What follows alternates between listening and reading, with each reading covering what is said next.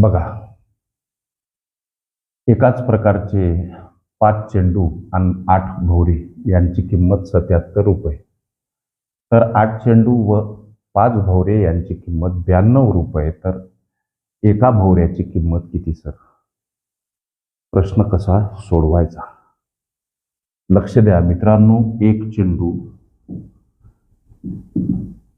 अर्थात एका चेंडूची किंमत x, एका भोवऱ्याची किंमत y समजू.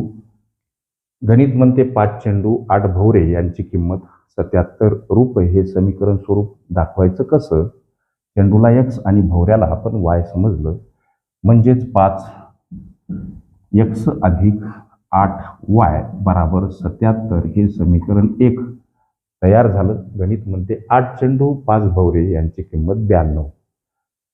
हे मांडायचं कसं? तर 8x अधिक 5y बराबर 92 हे समीकरण 2. आता लक्षात घ्या, समीकरण 1 आणि समीकरण 2 यांची बेरीज करा. ओके, समीकरण 1 इथं मांडा. 5x अधिक 8y बराबर 77 समीकरण 1. 8x अधिक 5y बराबर 92 समीकरण 2.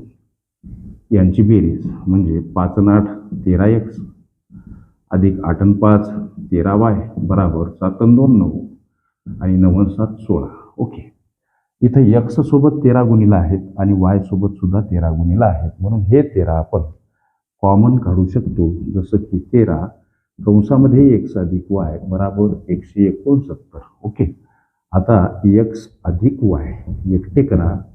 169 कडे जाताना 13 भागीला मांडा. ओके लेकरांनो, हा भाग जातो 13. याचा अर्थ x अधिक y बराबर 13 हे नवीन तिसरं समीकरण आपल्याला मिळालं.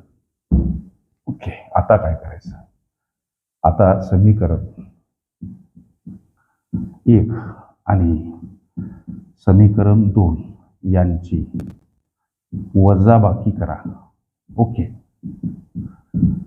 समीकरण 1 5x अधिक 8y बराबर 77 समीकरण 1.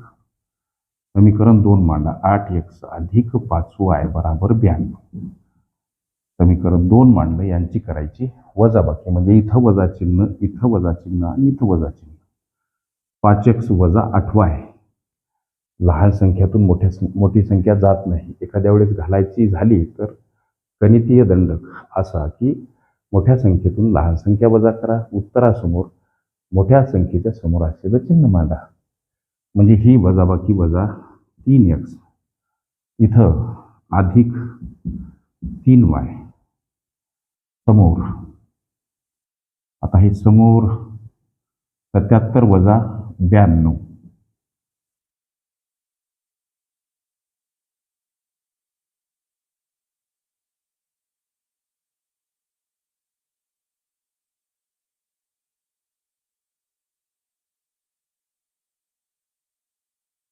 ही वजाबाकी वजा 15. 77 मधून 92 जात नाही आणि घालायचे असतील तर गणितीय दंडका अन्वय.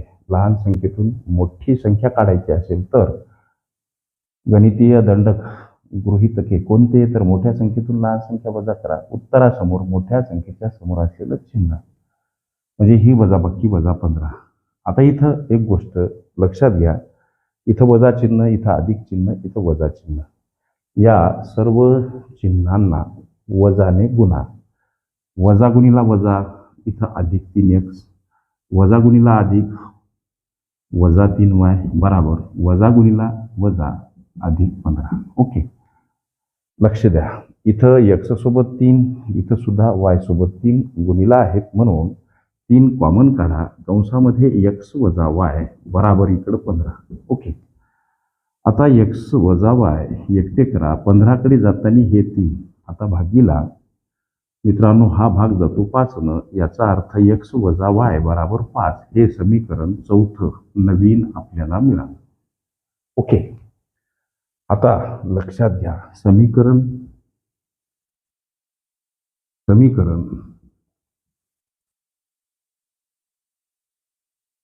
3 आणि समीकरण 4 यांची बेरीज. ओके.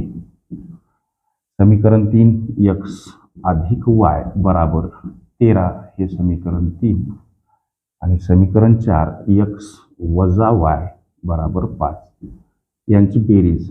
म्हणजे इथं 2x हे y कटले आणि इथं ही बेरीज 18. ओके. 2x बराबर 18, एक्सला एकटं करा, 18 कडे जाताना हे 2 आता भागीला, हा भाग जातो 9. एक्सची किंमत अर्थात एका चेंडूची किंमत मिळाली 9 रुपये. आता प्रश्न एका भोवऱ्याची किंमत किती. तर समीकरण 1 मध्ये, कोणत्या समीकरण 1 मध्ये किंवा ह्या समीकरण 3 मध्ये आल्या एक्सची किंमत टाका. समीकरण 3 मध्ये एक्सची किंमत टाका. ओके. समीकरण 3 आहे x अधिक y बराबर 13. एक्सची किंमत मिळाली 9. 9 अधिक y बराबर 13. y बराबर काय, तर 13 हे वजा 9. y बराबर किती हो सर, तर ही वजाबाकी अर्थात 4.